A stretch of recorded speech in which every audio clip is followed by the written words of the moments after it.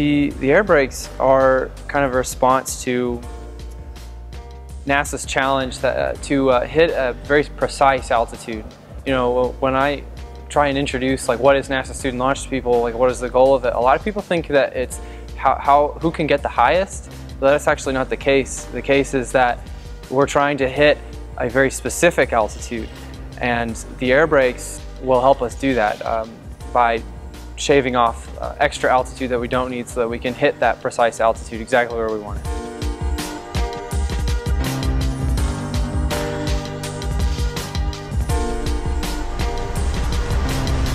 I think what was really special about what we did over the summer is we took this preliminary idea that we had. We went through the design, the manufacturing, the integration, and the testing, all in the span of a summer, so just 2 months. So overseeing the entire summer's air brake project was a bit of a challenge. The reason I say that is if we didn't calculate something or didn't analyze a certain aspect of it before we flew this entirely new rocket with this entirely new system, then we might be realizing that we're taking on a challenge that could very well sink our next season.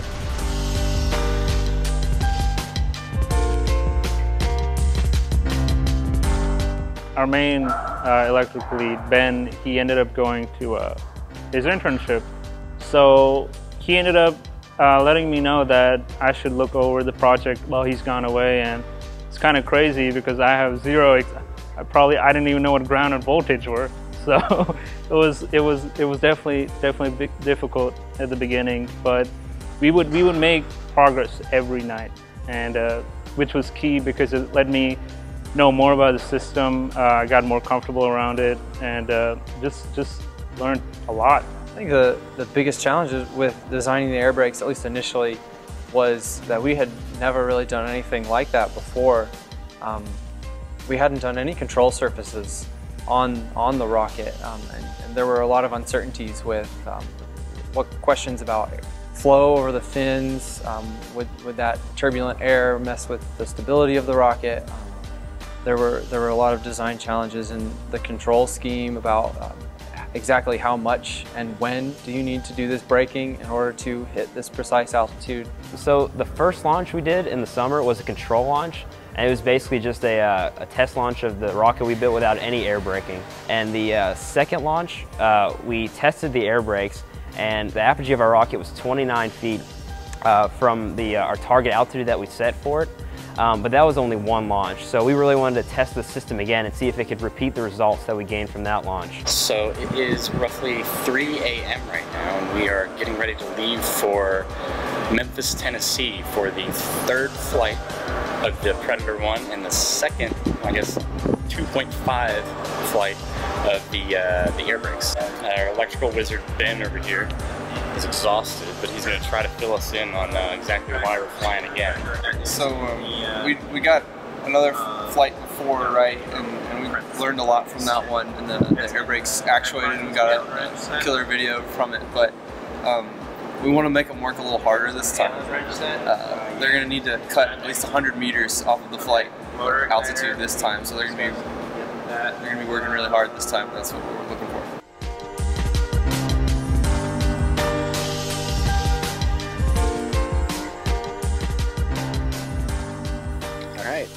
Well, we're here. We made it. About 5.5 hour drive. We left at 3 a.m. For those of you who know us, that probably sounds about right.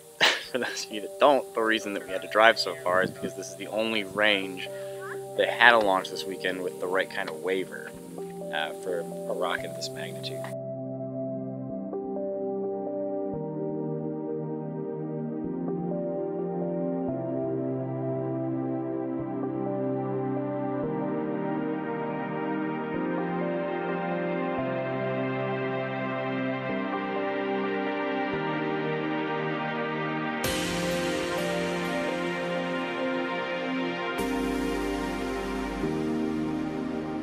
The vehicle team is behind me doing their last minute preparations for the flight. It's about go time. We're going to find out just how good our air brakes really are.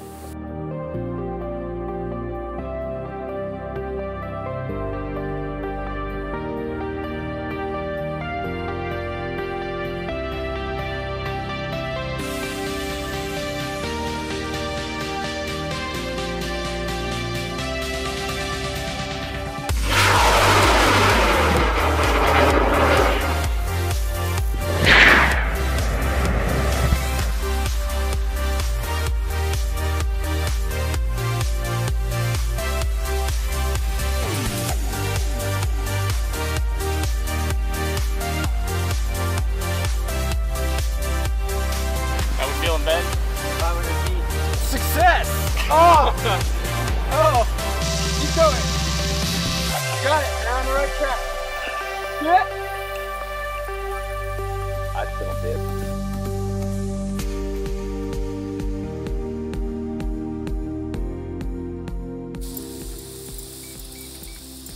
Three. 4, 3, 2, 2. Yeah. What's that in meters? I don't know. Divide by 3.048. 13, 17. What'd you set it to? 1300. Dude, that's a repeat. Working extra hard. Dude, oh my god, it works! It works, dude! It works!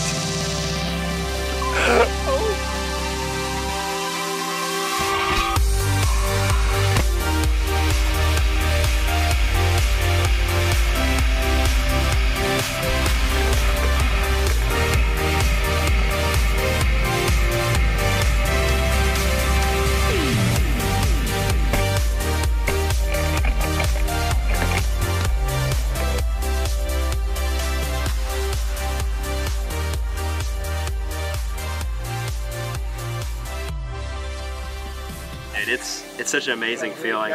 So many hours were put into that design. It's so rewarding to see it work. Yeah, the other launch I couldn't be here. I had to hear about it over the phone. So being here in person, hearing the motor go off, and then going over and recovering it and hearing the DC motor whining in there, meaning that they moved, they actuated. It did what it was supposed to. It was really gratifying. I'm so excited to get a look at the data. So basically over the summer, we tested our proof of concept of the air braking systems, and we know that they work. But the next step is going to be to actually optimize them. So we'll be going through every structural component of our air braking system and optimize them to minimize mass, which will make the overall launch vehicle more efficient. I think a lot of the changes in the VDS are going to be happening on the control scheme front. We want to make sure that the sensors are precise enough that we can determine the state of the vehicle well enough to make informed decisions on when to brake and when not to brake, and for how much to brake. And so those are going to be most of the improvements.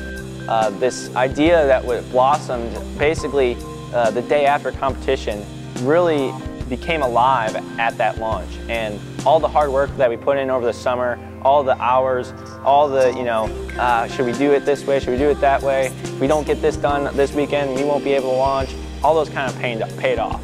And seeing that from me being on the leadership side was really awesome in my eyes, because it showed that we had a really special team this year, and that anything else that NASA would throw at us, we would be able to take that on without a doubt. And I think this year is going to be really exciting. She packed my bags last night. How tall is it going to be? It's probably 9 feet. Wow, that'd be even better with the moon rocket. Yeah?